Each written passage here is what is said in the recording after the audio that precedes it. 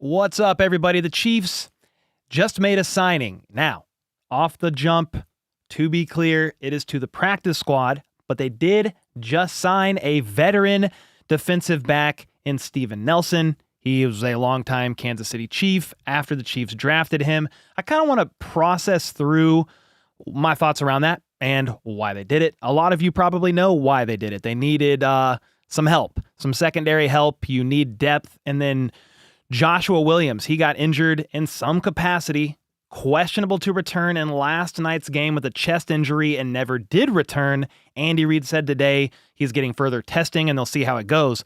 Well, if Joshua Williams is set to miss any time at all, I mean, the more help you can get, the better. So let's just dive straight into this. The Chiefs announced a little bit ago here that they signed cornerback Steven Nelson to the practice squad. This isn't like a complete surprise because a few days ago, per Ian Rappaport, shout out to Devin Clements of Heavy.com, who wrote this article, but according to Ian Rappaport, Chiefs were expected to host him today on December 9th, and this was reported like a couple days ago. So we knew Steven Nelson was going to be coming in for a visit, okay? We knew that, and if he passed his physical, I mean, I was hearing some whispers that the Chiefs were going to sign him, so that's why I already had this thumbnail prepped and had this thing ready to go.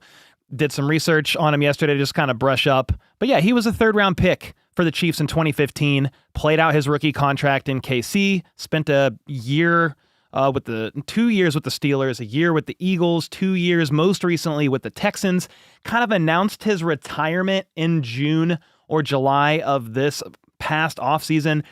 It wasn't like a hard, I'm done officially forever, more like I'm happy with how my career went, and if the right opportunity comes back up or comes my way this season, I would be willing to consider it, basically. Well, he then shared on his podcast recently he was coming in for a visit with the Kansas City Chiefs, and here we are. He passed his physical, and that's why they signed him to the practice squad. If he didn't pass it, they would not be signing him. Now, he's 31 years old, okay? He didn't have the best time here in Kansas City always because partially it was just ran by Bob Sutton and he needed to be gone. Obviously, he was fired, then Spags took over and the defenses looked much better, right? So a lot of people remember him from his time here in Kansas City and Bob Sutton's defense. Just kind of set that aside for now.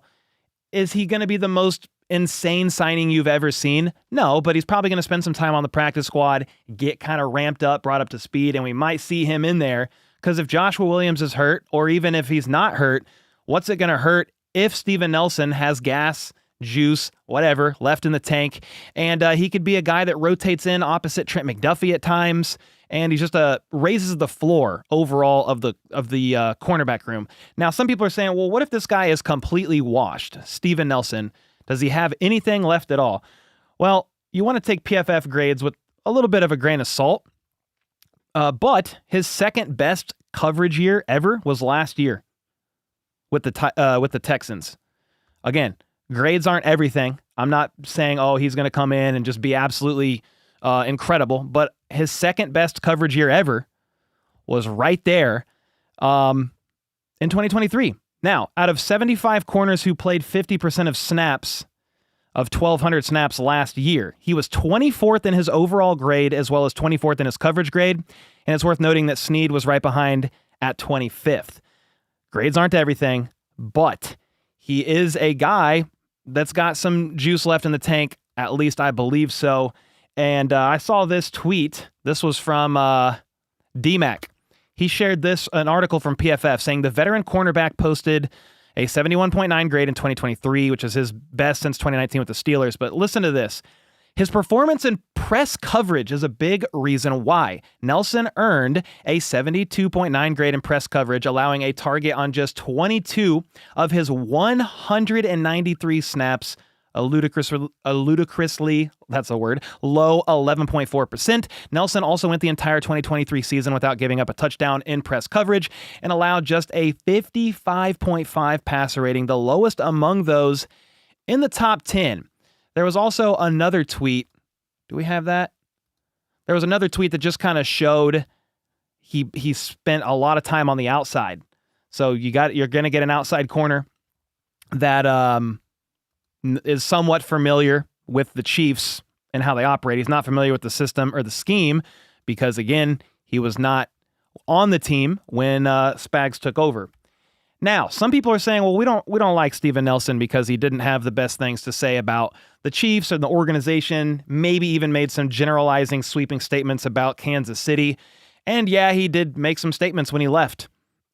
But I just want to be clear, I don't like generalizing, sweeping statements because it doesn't really represent the city or the fan base as a whole. You can apply that to any people group, any religious organization, politics. Like if you do the generalizing, sweeping statements, they never define the population or the group as a whole. There's always like weird fringe outliers of people that are pieces of garbage.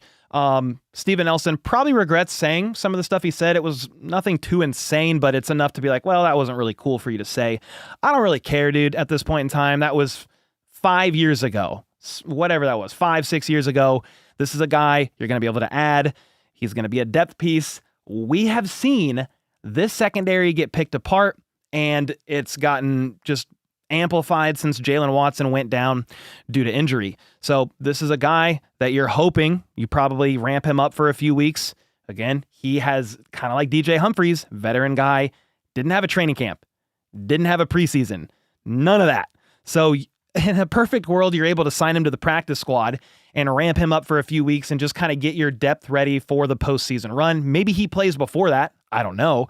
But he's got some juice left in the tank, in my opinion. He's 31. He's just going to be a rotational guy. Again, if he's opposite Trent McDuffie, what do you got to lose? What do you got to lose in a veteran guy that's been in the league for quite some time? I'm going to have to trust Brett Veach and company on this one because there were other free agents that could have been signed, but they are it's the reunion tour. You bring back Kareem Hunt. You bring back Juju Smith-Schuster. Who else are you bringing back, Alex? You're bringing back... Yeah, you brought back Fortson. Well, yeah, he lasted a couple weeks, but then Steven Nelson. You're just bringing back the old gang from years past. Anonymous Mango with the 5. Let's freaking go.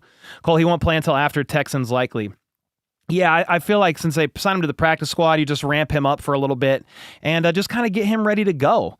You know, if the Joshua Williams injury is severe, I hope it's not. I have no idea. But then you're going to really need the help. So this is pretty timely. In my opinion. Hannah with the 5 said he might really be incentivized to play hard to get a ring. Yeah. Before going back into retirement. At this point, yeah, we need all the help we can get in the secondary pretty badly. I agree. So anyway, that's what's going on. We'll see. You're going to have to ramp him up, get him worked in the system. Spags' system is not the easiest to kind of grasp, but that's why hopefully he has a few weeks before he really has to get out there and work. And maybe initially you just rotate the guy in. You guys got to let me know your thoughts on this. Again, he's not necessarily in his prime, but he's coming off a pretty decent 2023 with the Texans.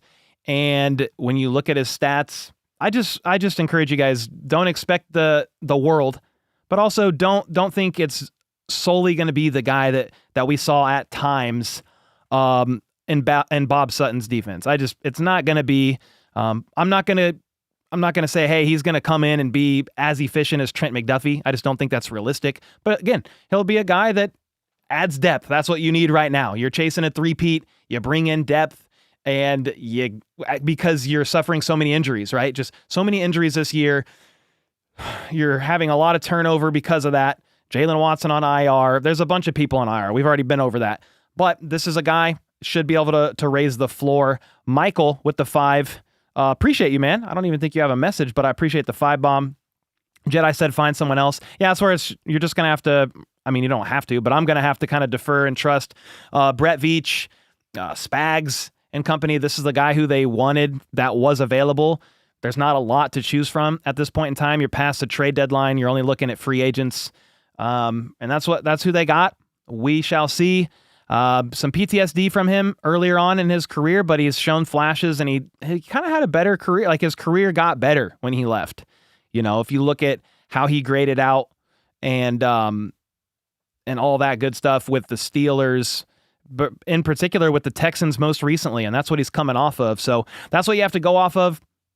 Don't expect too much, but hey, we're getting some help.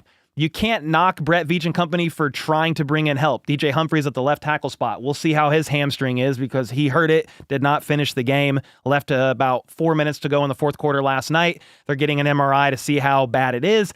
Hopefully the hamstring is minor and he's back sooner rather than later. But you can't say Brett Veach and company aren't trying. You're trading for D-Hop. You bring in multiple guys. You even traded for Joshua Uche. You're not really seeing him, but they're trying. And you're looking at these position groups that have weaknesses, and you're trying to do what you can at this point in time to fill those needs because you can't predict injuries. And the Chiefs have been on the bad luck, like they've had good luck winning games, right? Every game has been insane, but they've been on the bad luck side of injuries this year, which has been rather unfortunate. Chamari's more safety versus corner. Nelson will be better. Yeah, Chamari is playing a lot in the slot. Nelson's a guy you can put out on the boundary. He can play in the slot as well, but he's played plenty of boundary snaps last year as well. So we'll see what they end up doing. Probably need a few weeks for him to ramp up, but let me know your thoughts on this signing in the comments down below. You love it, you hate it. I have a long form video we're working on right now of the game recap. That'll drop later tonight, but this was breaking enough that I wanted to react to it and just kind of share it with you guys. It's a practice squad signing. We'll see what moves are made when he gets elevated and all that good stuff. But just know Brett Veach and company are trying their best. They see the deficiencies. They're trying to, add depth as they can with injuries happening. And they got their eyes on a three-peat. So we'll see what happens. Appreciate you guys. And until next time, let me know in the comments down below what you think of it. Let's go. My kids are home from school. How about those Chiefs?